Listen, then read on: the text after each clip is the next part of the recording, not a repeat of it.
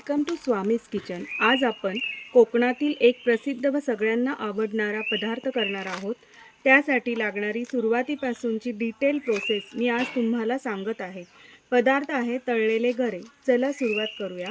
मित्रांनो, सर्वप्रथम हाताला तेल लावून हे सगळे फणस निवडत आहेत।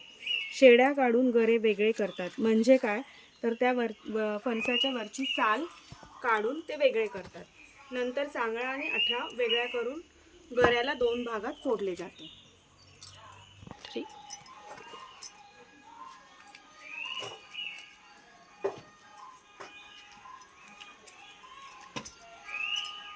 हे असं वेगळे केले जातं। त्यानंतर हे विळीवरती असं चिरलं जातं।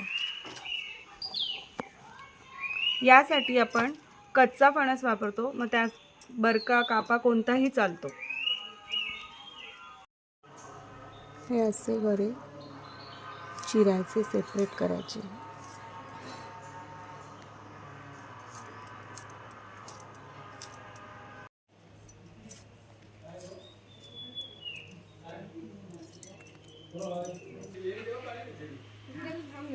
हे खाली मीठ आहे, त्या मिठाचं संपृक्त द्रावण करायचं आहे। संपृक्त म्हणजे काय तर पाण्यामध्ये मीठ विरघळण्याची प्रक्रिया जोपर्यंत थांबत नाही तोपर्यंत त्यात मीठ घालणे किंवा पाणी घालणे। तळामध्ये खाली असं मीठ शिल्लक दिसलं पाहिजे, त्याला संपृक्त द्रावण असं म्हणतात। असे गरे या तेलात अलगद सोडायचे।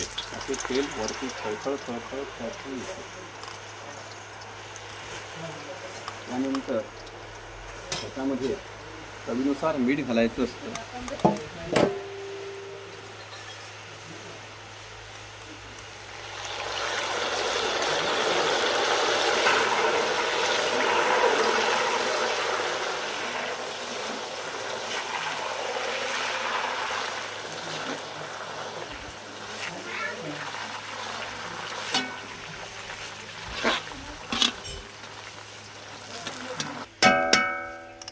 अशा प्रकारे तयार झालेले गरे असे वाजतात आणि नंतर ते असे काढून